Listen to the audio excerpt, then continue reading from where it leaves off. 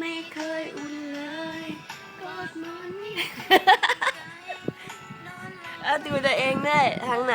แล้วก็ร้องไห้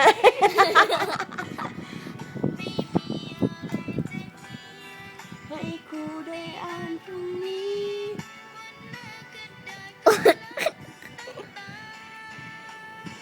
ถ้าแม่ฟังอยู่ไม่ว่าแม่อยู่ไหนไม่ว่าแม่เป็นใครช่วยส่งรับมือถ้าแม่